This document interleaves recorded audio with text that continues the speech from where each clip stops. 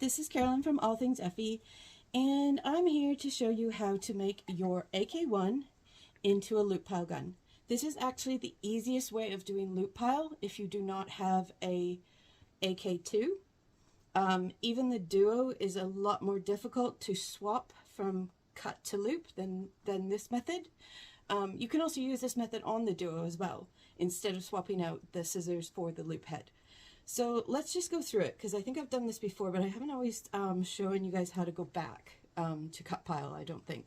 So first what you're going to do is you're going to identify this piece here, which is your scissor closer. So where this bolt is set determines how quickly or slowly your scissors close. So if it's up further, they don't close as much. If it's down closer to here, they'll close more. And sometimes you can even have them over closing. So this is an important part of the machine to make sure it's set properly. But what we're going to do is, I know that this is set properly because this one, if I turn the cogwheel, it's coming up. The scissors, here, let's put it down like that. The scissors are closing, they're coming down, and I can see in the channel they're opening all the way, but they're not pushing too hard against the channel, and then they're coming back up like that and closing. And I've also tested this gun to make sure it is snipping. So what am I going to do? I'm going to get my Allen key that fits in this guy, but sorry, slow down. First step is to measure how far down. Just trying to find something that actually has batteries in it. You're going to measure, when your machine is working correctly, how far down is that scissor closer. It could also be like above or whatever, just based on the style of machine you have. But if it's a genuine one from All Things Effie, it'll be down a little bit.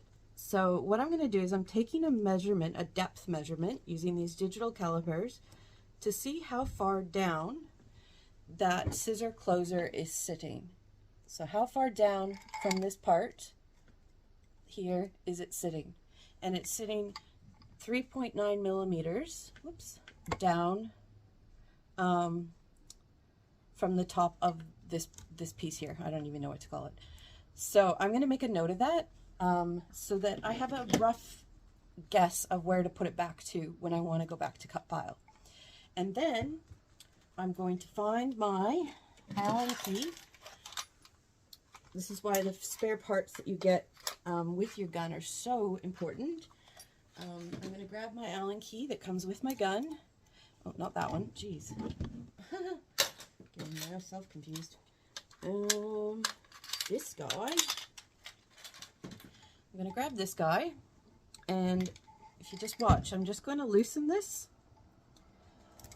and I'm going to push it all the way up to the top, and then I'm going to secure it.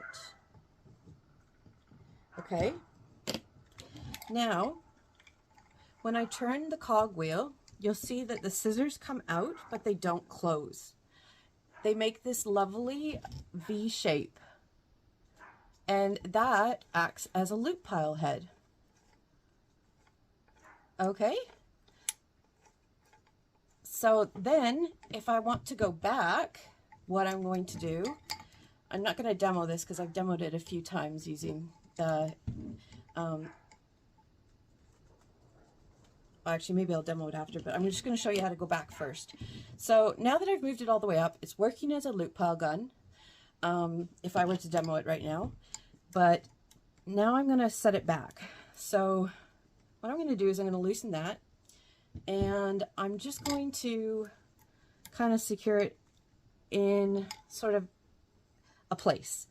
But this is where you have to be very careful, because if you put it too far down, the scissors will overclose and you can break the machine. So you have to be very careful here. So that's why we took that 3.9 measurement, because I'm just going to check where it's at right now, like how far down it is. Sometimes this depth measurement can be a bit funky when you don't have a lot of space. There it is. So it's at 3. So that's not quite where it was before. It was a little bit lower down. So I'm just going to move it just a little bit lower down. And then I'm just going to see how deep it is. And then I will test turning the cogwheel. And you should be doing all of this with your gun unplugged. So that's at 4.1. So that's like 2 millimeters or 0.2 millimeters off. And remarkably, that can make a difference. But let's turn the cogwheel, and we'll do it slowly just to see what happens as the scissors come out. So if we watch, scissors come out, they close. They're closing. I'll zoom in on this. They're closing to like almost a point, and we don't want that. We want them to have a slight V shape to them. So I'm just going to move the scissor closer up just a tiny bit. It's important to note that when you're changing from loop to cut in this method, you never need to move any other part. This is the only part that should move. So if for some reason it's not working by just moving that one part, you need to kind of reassess either which machine you have and what you're doing. But still, it's turning into a little V, but it's still not, it's still over closing a little bit. So I'm just going to move it up a tiny bit more. And you can see at this point I've abandoned the measuring because I kind of know roughly where I'm at, and I know that I'm just moving like literally 0.1 millimeter up or down.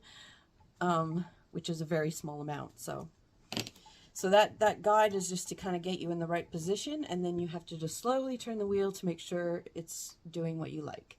So there we go. That is coming to a perfect little V, and I'm really happy with that. So then I would go back to tufting cut pile with this gun.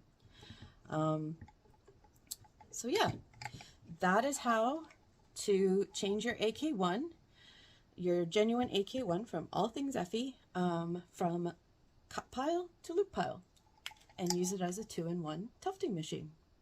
Easy as. Enjoy, guys.